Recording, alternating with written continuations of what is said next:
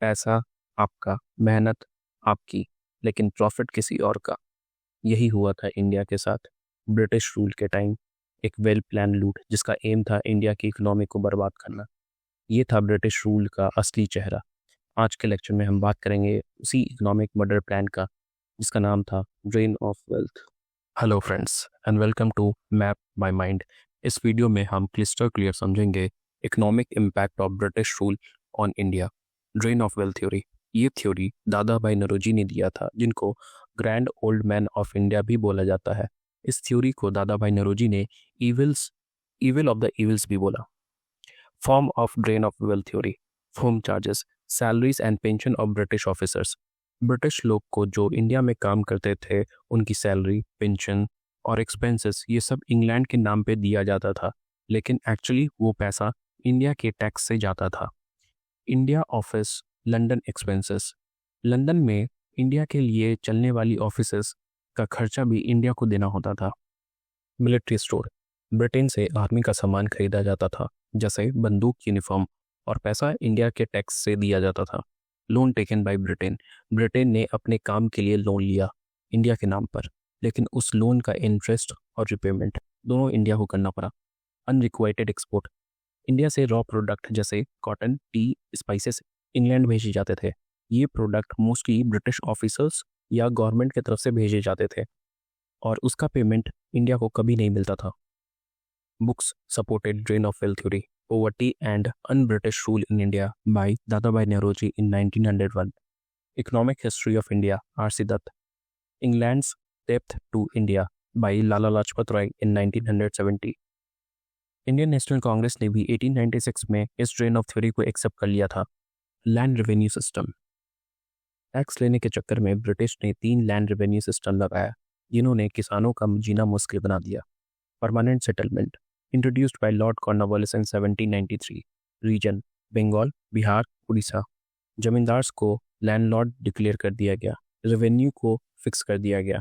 Total 11 भाग में से 10 भाग कंपनी ले लेती थी। इंडिया के टोटल 19% एरिया को कवर करता था। निकनेम, इस्तेमरारी, मालगुजारी, जागीरदारी। Ryotwari system by Alexander Reid and Thomas Munro. ये इंट्रोड्यूस्ड हुआ 12 महल तमिलनाडु में, फिर बाद में मद्रास, बॉम्बे, असम और ईस्ट बंगाल में भी इंट्रोड्यूस किया गया। इसमें पीजेंट को लैंड ओनर डिक्लेयर कर दिया गया और उनको डायरेक्शन दिया गया कि वो डायरेक्ट टैक्स गवर्नमेंट को पे करेंगे। ये इंडिया के टोटल 51% एरिया को कवर करता था। Mahalwari system by Holt Mackenzie, ये इम्प्लीमेंट हुआ यूपी, पंजाब और सेंट्रल प्रोविंस में। रेवेन्यू यूनिट को महल या विलेज बोलते थे। कम्युनिटी रिस्पॉन्सिबल था पेमेंट के लिए। ये इंडिया के टोटल 30% एरिया को कवर करता था। ब्रिटिशर्स ने फार्मर्स पर हेवी टैक्स लगाया। टैक्स देने के लिए उन्होंने मनी लेंडर से लोन लिया और धीरे धीरे वो डेब्ट ट्रैप में फंसते चले गए।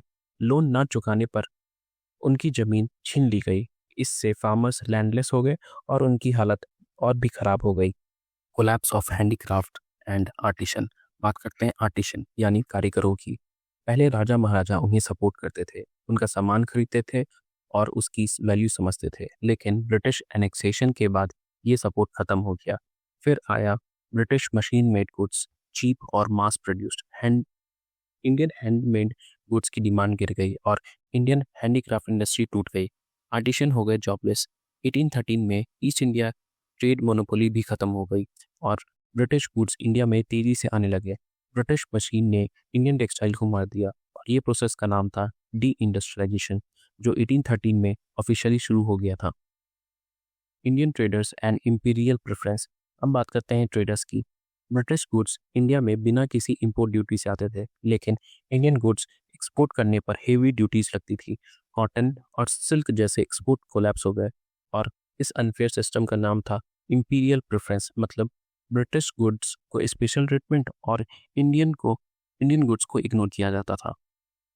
कमर्शलाइजेशन ऑफ एग्रीकल्चर, फार्मर्स को कैश क्रॉप जैसे इंडिगो और कॉटन उगाने पर मजबूर किया गया ब्रिटिश मील्स के लिए।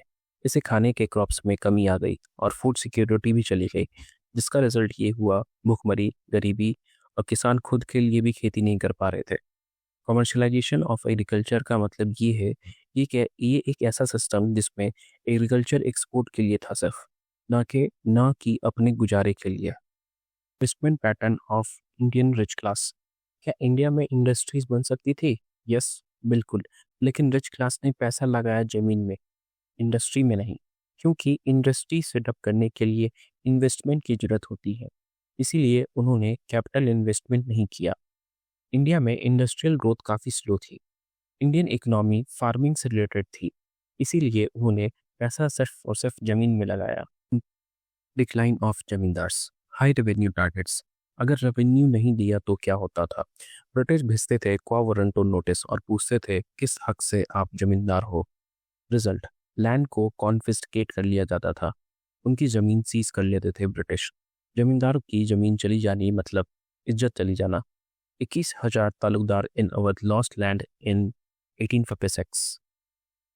एक ओवरव्यू ले लेते हैं how every class of the society was affected economically under British rule.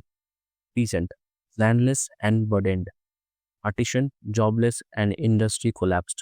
Traders, lost market and trade. Jamindars, lost power and prestige. Rich class invested in land, not industry. British rule created structural poverty.